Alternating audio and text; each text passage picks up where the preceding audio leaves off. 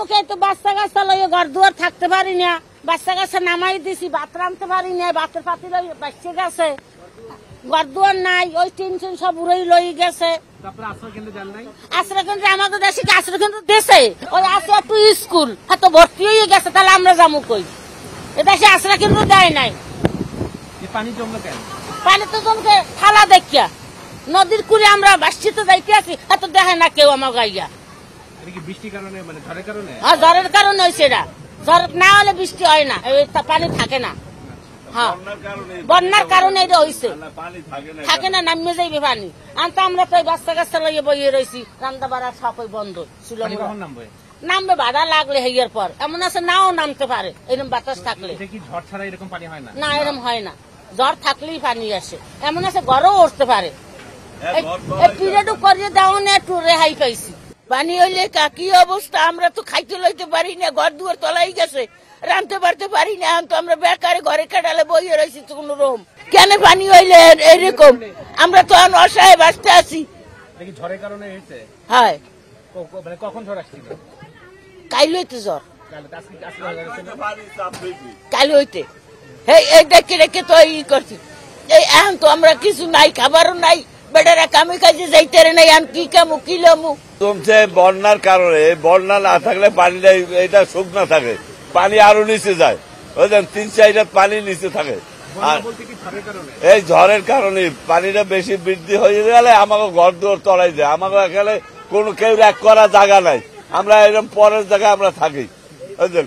আর এই ভেরিবানটা আমাকে নূতন বাঁধছে, ভেরিবানটা ডাম্পে গেছে, ভেরিবানটা উঁচু করে বাঁধা লাগে। হ্যাঁ, আমাকে তো কেউ বাঁধতে দেয় না, অসহায় মানুষ আমরা থাকি এই জায়গা। আমার কোনো এখানে মহিপুর কোনো একটা আশ্রয় কেন্দ্র নাই, কোনো কিছু নাই যে মানুষ যাইয়া যে বন্যার কালে যাই থাকবে, আশ্রয় কেন্দ্র কিছু নাই এখানে। ঘূর্ণিঝড় রিমালের যে প্রভাব, সে প্রভাবটা এরই মধ্যে উপকূলীয় জেলা পটুয়াখালীতে প্রভাব পড়েছে। 2 ঘন্টা আগে এই পটুয়াখালীতে তুমুল বৃষ্টি হয়েছে, অর্থাৎ মুষলধারে বৃষ্টি হয়েছে। এই মুষলধারে বৃষ্টি হয়েছে এবং একই সঙ্গে সমুদ্রে জোয়ার ছিল এবং একই সঙ্গে প্রচন্ড দমকাভাবে বাতাস প্রবাহিত হয়েছে। ফলে এই 3টি কারণেই মূলত এই পটুয়াখালীর নিম্নাঞ্চল রয়েছে, সে নিম্নাঞ্চল এরই মধ্যে প্লাবিত হয়ে গেছে। আমি যেখানেতে রয়েছি এটি হলো পটুয়াখালীর মহিপুর নামক একটি এলাকা। এখানে প্রায় কয়েকশো মানুষের বসত বাড়ি রয়েছে। এই ঘূর্ণিঝড়ের প্রাথমিক প্রভাবে এরই মধ্যে এখানকার যে বসত বাড়ি রয়েছে সেগুলো তলিয়ে গেছে এবং যারা সাধারণ মানুষ রয়েছে তারাও কিন্তু দুর্ভোগের মধ্যে রয়েছেন।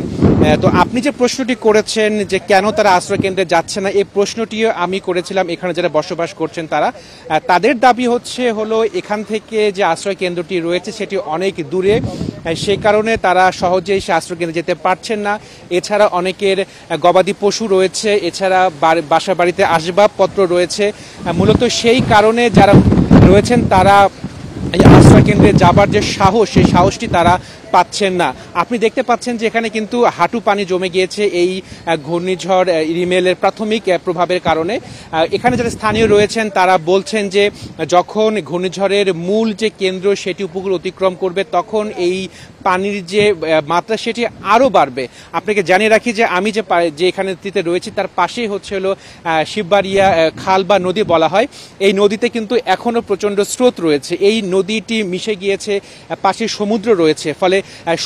ফলে সমুদ্রে যে ঢেউটি রয়েছে অথবা জোয়ারটি আছে সেটি কিন্তু এই নদী দিয়ে লোকালয়ে প্রবেশ করছে। ফলে এখানকার মানুষ যারা রয়েছেন তাদের দুর্ভোগের মধ্যে পড়তে হয়েছে।